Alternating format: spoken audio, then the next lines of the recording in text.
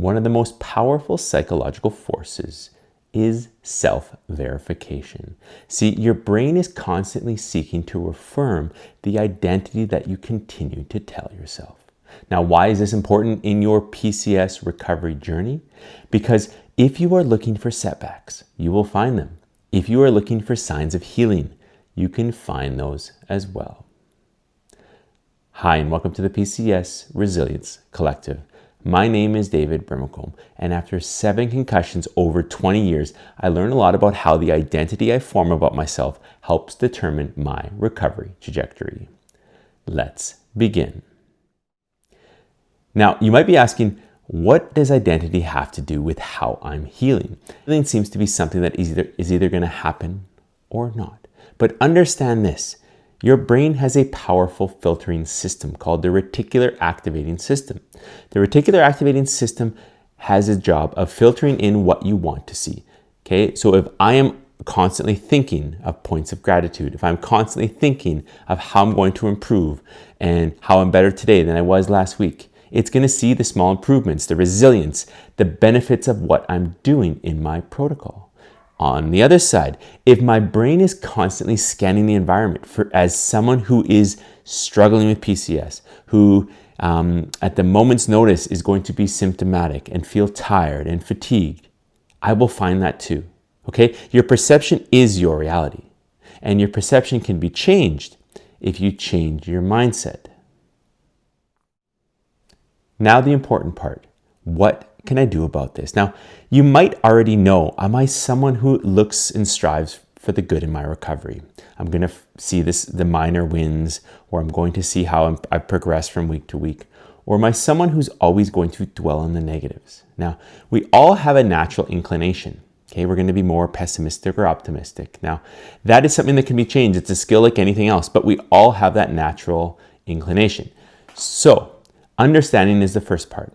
Understanding how you view yourself is an important first step in our recovery journey. Now, if you are constantly referring to yourself as someone who has PCS, if someone asks, some important details about you, one of the first things you say is, I have post-concussion syndrome. That might be true. But if you're constantly telling yourself that, that is something that is on top of mind. Your RAS is always going to be scanning the environment. Okay? It's going to be scanning your internal system to see what are some symptoms, what are some setbacks that I'm feeling, to reaffirm that identity, because that identity you hold true to yourself. It's how you view yourself in the world. You view yourself as someone who is struggling with post-concussion syndrome, which could be true, but you don't have to necessarily make that part of your identity. Now, for the longest time, I would always tell myself, yes, I was someone with PCS. It was an easy way to fall back and say, you know what, I don't feel like doing this. I don't feel like doing my routines today, doing my breath work, going to therapy, whatever it was. I had an easy fallback option. So I would say, you know what, I have PCS, I'm tired, I'm fatigued, I need a break, I need to rest. Okay, and this is not to say that rest sometimes isn't good, isn't beneficial. But if that is your standard get out of jail card, do you think you're going to heal? Now, again, it's a hard conversation to have with yourself. But sometimes in order to improve, you have to show yourself a new identity. Tell yourself that this is possible. Tell yourself that I can be a better version of myself. So instead of telling people, I have PCS, it could be something like, I'm currently struggling with anxiety. I'm currently struggling with some light and sound sensitivity. I'm now disassociating myself from the syndrome, from the symptoms. It is now only a small portion of me. It is now no longer a large majority of who I am and how I behave. You see, this is something that will take time to alter your beliefs and your actions. But over time, if you continue to change the narrative, change how you view yourself, you are no longer someone who is stuck in recovery. You're someone who is on an upward trajectory, even though you might have setbacks. But those setbacks aren't going to define you because you're not looking at them. You're looking the other direction, okay? You see on this side the setbacks, the signs, all the negativity. Over here, you see all the progress. You're putting a blinders on this left side. You're not even looking over here. You are looking at all the benefits. I'm looking into the future, how far I've come, where I'm going. That perspective is going to alter how you see your recovery, how you see the world. Okay? So again, we talked about that reticular activating system. That is a filter you can change. You can consciously input different ideas and concepts. I always think of the viewfinder.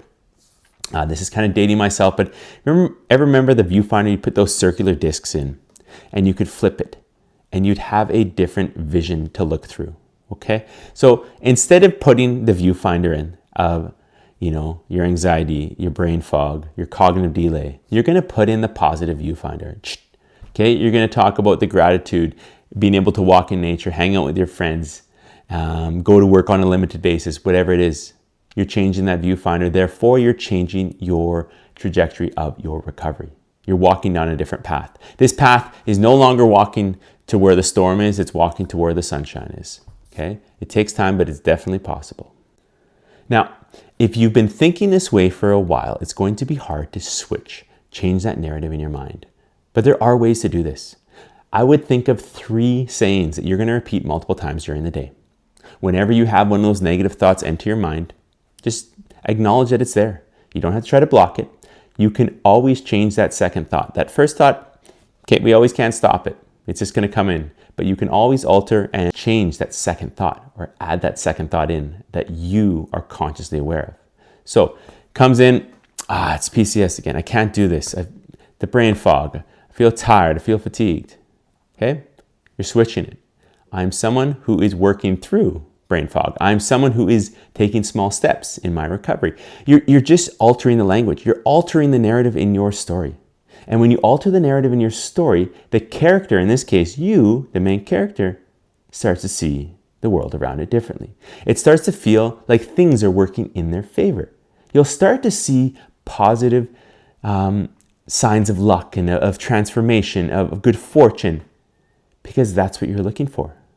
You might ignore the signs and the symptoms, but that's okay because, again, I've mentioned this before on this channel, that is not a sign that your brain is broken or that your body's in shambles, okay? You can live with those. You get to a great point in your recovery when you can live with the symptoms and still function, okay? Still function. So you're changing the narrative, you're changing your identity, and therefore you're changing how your body views your recovery. Thank you very much for watching to the end. I hope you have yourself a great day. Don't forget to remind yourself that you are recovering.